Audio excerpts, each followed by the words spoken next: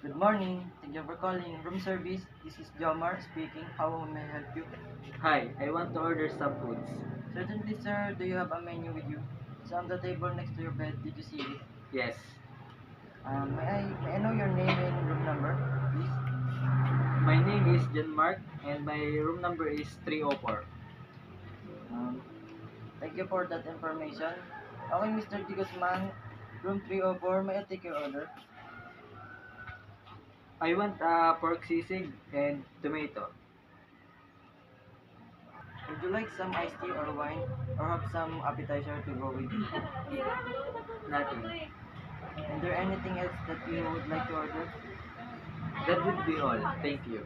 Okay, Mr. De Guzman, may I repeat your order? The order is pork sisig and tomato soup. Is that correct? Yes, that's perfect.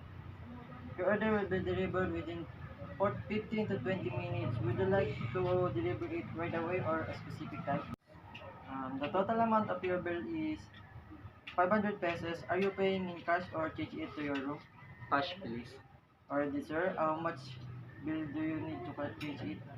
Is there anything else that I can help with you? Nothing. Thank you for bringing up that concern. Would you like me to transfer your call to the right department to address your concern?